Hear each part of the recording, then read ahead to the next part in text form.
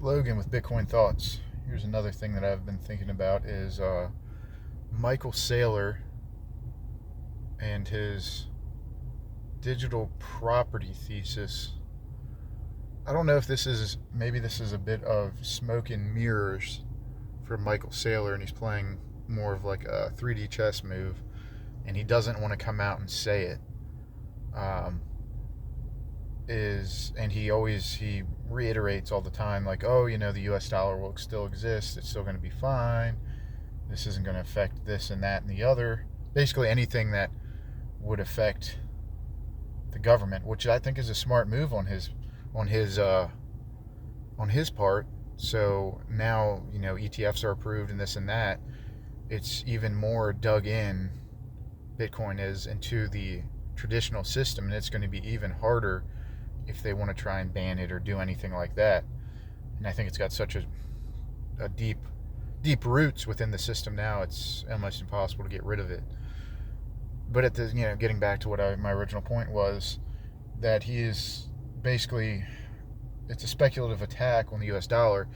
And if more and more companies start doing what he's doing, taking out debt in the weaker currency, putting it into the stronger currency, and paying it back later when the currency's devalued, this will eventually collapse the US dollar. It'll cause hyperinflation, and US dollar will be driven even faster to zero. But he will not say this, which is smart on his part, and he does not like to say hyperinflation a lot or things like that to scare people. So he does keep everything positive, which is great, and he's been pretty strategic in the whole thing looking back on it. Because at first I was confused by the whole digital property thing, which I think is part of it, but at the same time, it's a smaller thing than just being a harder currency, which is the harder currency always wins over time.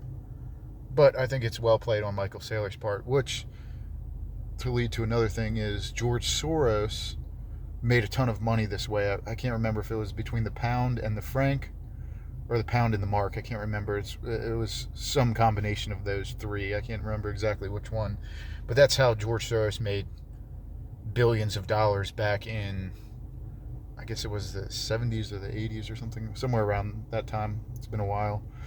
But he broke the peg between the two. And that's what Michael Saylor's doing. And he's pushing this a lot towards other large corporations. And I know a week or two, maybe a little bit longer than that, 2-3 weeks ago, he led a corporate workshop or something to help other corporations follow the same path that MicroStrategy has been following, which is pretty genius move on Michael Saylor. But anyway, Michael Saylor, speculative attack on the dollar, and the property thing is just kind of a footnote of the whole thing going on. But anyway, let me know what you think in the comments. Get some discussion going. Thanks.